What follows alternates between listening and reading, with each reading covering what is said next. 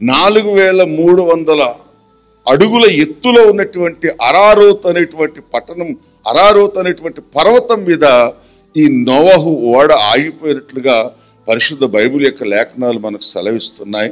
ఆ తర్వాత గడిచిన 10 సంవత్సరాల క్రితం ప్రియులారా ఆర్కియాలజీ డిపార్ట్మెంట్ వాళ్ళు ప్రియులారా ఈ పర్వతం ఎక్కడ ఉందని రీసెర్చ్ చేసినప్పుడు టర్కీ దేశంలో ప్రియులారా ఈ యొక్క అరారోతు పర్వతం ఉంది. ఆ పర్వతం మీద ఇప్పటికీ కూడా నోవహు యొక్క ఓడ ఆనుమాలు రీసెర్చ్ చేసి కనుగొనబడ్డాయి. దేవుని స్తోత్రం కలుగును గాక.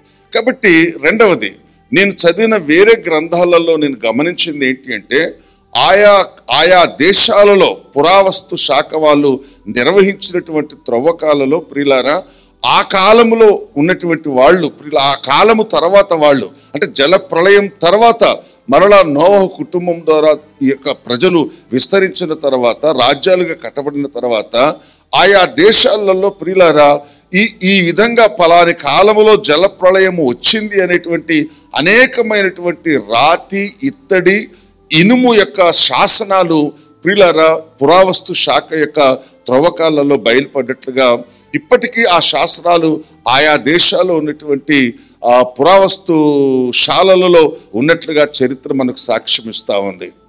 కాబట్టి జలప్రళయం అనేది నిజం, ఆ కాలపు పరిస్థితులు అనేవి కూడా నిజం.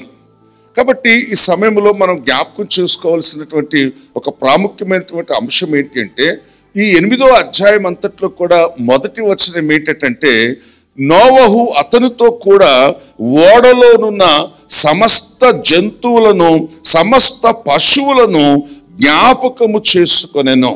ఎవరు జ్ఞాపకం చేసుకున్నారు? ప్రియులారా దేవుడు జ్ఞాపకం చేసుకున్నాడు. ప్రియులారా ఒకవేళ దేవుడు వారిని జ్ఞాపకము చేసుకోకపోతే పరిస్థితి ఏంటి? రెండవది, అసలు ఎందుకు వారిని జ్ఞాపకం చేసుకున్నాడు? జ్ఞాపకం చేసుకున్న తర్వాత జరిగినటువంటి పరిస్థితి ఏంటి అంటే దేవుడు వారితో మాట్లాడి, ఎవరితో?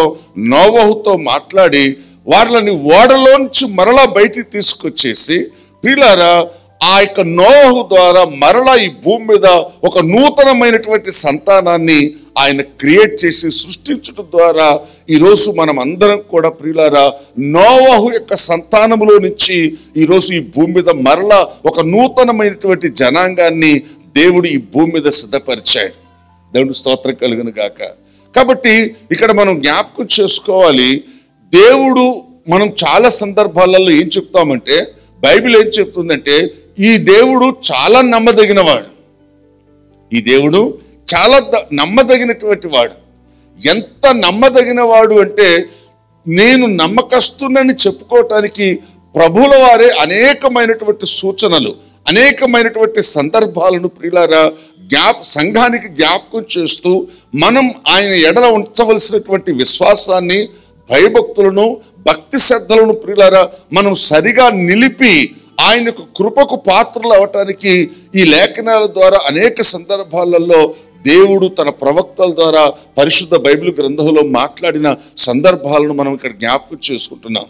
కాబట్టి ఒకవేళ ప్రియులారా దేవుడే నోవహును జ్ఞాపకం చేసుకోకపోతే, దేవుడే నోవహును జ్ఞాపకం చేసుకోకపోతే ఈరోజు ప్రియులారా ఈ భూమి మీద మరల మానవ జాతి క్రియేషన్ అనేది మనం ఊహించలేం ప్రియులారా. కాబట్టి గమనించాలి, ఈరోజు మనం నేర్చుకోవాల్సిన ఒక గొప్ప ఆధ్యాత్మికమైన సత్యం ఏంటంటే ఏ పరిస్థితులలో జ్ఞాపకం చేసుకున్నాడు? ఏ పరిస్థితులు అంటే అసలు ఈ భూమి మీద ప్రియులారా జీవరాశి అనేది లేని పరిస్థితులలో